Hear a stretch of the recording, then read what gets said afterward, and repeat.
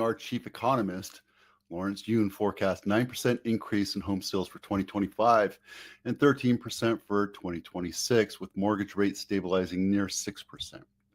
Right now, we're seeing about 7 and change, like 7.5. Tell you, it doesn't slow anything down, especially here. I have a listing in San Jose, and my phone's been just ringing off the hook. But the point here is we don't have the inventory. Sales are still strong, but we just don't have the inventory for the demand that's out there. It says over the years, past clients doing well because they're homeowners. It's true. When you buy a house, you get economically locked into that payment unless you refinance. But if you bought a house in 1999 or 1990, you're very comfortable paying what you're paying today in 2025. It's just a normal thing. 2023, 2024 sucked because there was just no inventory. The demand was still there. Maybe in other parts of the nation, like St. Louis and wherever, but Santa Clara County and the Bay Area has not really been hit by anything. Prices are continuing to rise. Household equity in real estate is at a record high. This means that it's been a huge increase in wealth for realtors, past clients, to the tune of $35 trillion. There's a big difference between you being a homeowner and you being a renter. And if you can't afford something here, I'm like, go buy a house in Nevada, in Stockton, and rent it out. I know it sucks that you have to become a landlord, but at least you're building equity and you're building wealth for your family. At least you're doing something, right? And I'm buying another house in Nevada because my parents are moving to Henderson, which is near Las Vegas. When my kids get old enough to be able to buy their house, I can sell those homes and give them the equity, not give them, but have them have the equity in partnership so that they can move on forward, right? Homeowners' wealth steadily rises while renters' wealth does not. That's been talked about for years. And if you're going to wait for the housing market to crash, people have been waiting 15, 20 years. And just think of all that equity that you've lost because you weren't willing to go up that extra $10,000 or $15,000. It sucks to buy houses because there is competition. I can tell you I'm going to have 10 or 15 offers. I'd be happy with 5. But there's so much traffic on this house. It's priced right. It's priced to go up and to a very uncomfortable spot. And that's my job. There's just not enough housing to go around. Another house, exact same floor plan, sold in 2 days. When more people work, they have the capacity or they're in a better position to buy a home. He also said right here, Yoon addressed the mortgage rates during the second Donald Trump presidency. Mortgage rates in the first term at 4% were the good old days. He doesn't expect it to go back there. Like I've been saying for the last couple of years, 5.5% to 6.5%, which is right here, is going to be the norm. Get used to that. 7.5%, that's just to stave off the inflation. I get that. You can buy your rate down to 5.5%. You just add points to it. It sucks, but that's just the way it is right now. But think about if you pay a couple thousand now versus having to completely refinance it, reset your mortgage to day one, it's better to pay your points now if you're staying in that house for 7 to 10 years.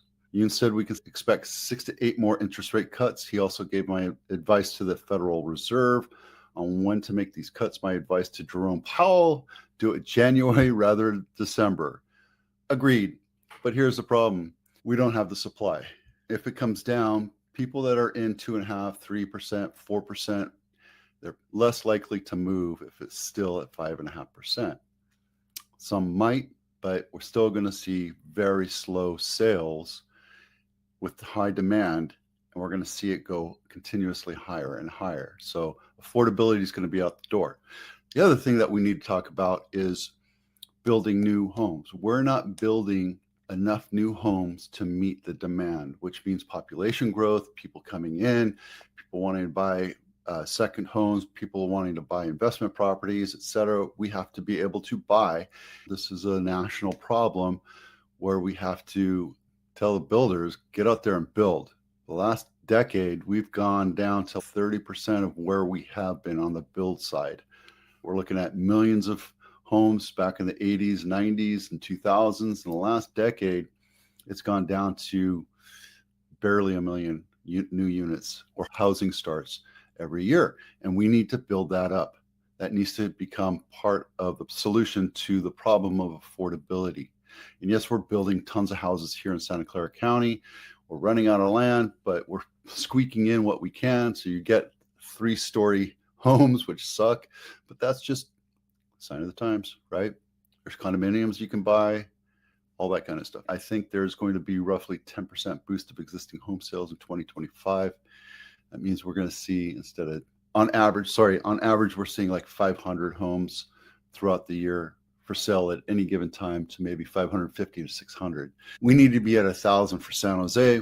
We need to be at about 2,000 for Santa Clara County, and we're roughly half that throughout the year on average. Projects that the new home sales to be 11% higher in 2025 and 8% higher in 2026. Forecast median home price to be 2% higher in both years. So we're definitely in a quandary here, and there's no easy way out. That's all I'm going to tell you. Stress house of the week is this one in San Francisco, Ryan Street. List price decrease is a 4-bedroom, 3 full bath, built in 1924, 1,500 square feet. And this thing looks like a little tiny cottage. Originally, it was listed at $850. Now it's down to $790, and it's been on market 99 days. I don't think it's a good buy. This one is Homes Near Apple, Peacock Ave, not my listing, for a solid $2.7 million, 4 bedrooms, 2 bath, 1,400 square feet, built in 1958. Looks like it was, maybe we looked at this one. I think this is a flip. Somebody came in, bought it off market, and flipped the hell out of it. What tells me that it's a flip is these garage doors are key indicators. And then also the trim, white with black, is typically the mode that most flippers are doing these days. So new kitchen, new floor. I went to a house the other day showing a house down in Gilroy, and they put in new flooring, and it's that laminate flooring, and they cut it too tight to the wall. You have to have a 1/4-inch gap because floors breathe. They expand and contract over time, and there were so many bubbles. It was annoying. So I'm having a problem with laminate floors these days, mostly because they're building them thinner and thinner. It should be at least 3/8 of an inch. So if you buy something that's a 1/4 inch or something really thin, you're going to have bubble problems. You're going to have pops. You're going to have issues with that laminate. So be careful what you buy out there. And yeah, there you go. Mountain View Home of the Week, Velarde Street, not my listing, $2.9 million, 2 bedroom, 2 bath, 1,400 square feet, built in 1938. And the first, agents, if you're watching this, you make your first photo picture of the house. I don't care if it's ugly, but this isn't even a fancy house, right? This is just a regular house. Granted, that should be your primary picture right there. That's a beautiful picture. Look at that. That should be your primary picture, not a picture of the living room. Agents, you can do better. And then 40 days on market, so we have 77. It's come down a bit. 90 days on market, it's come down a bit. And REOs, bank-owned properties, have popped up to a tiny tenth of a fraction. For sale, we're at 353, and we've closed 246 homes so far this year, which that's not a lot. That is nothing. Same thing with Santa Clara County. We've only closed 462, and we're in the middle of February. That's 6 weeks. We just don't have the supply to meet the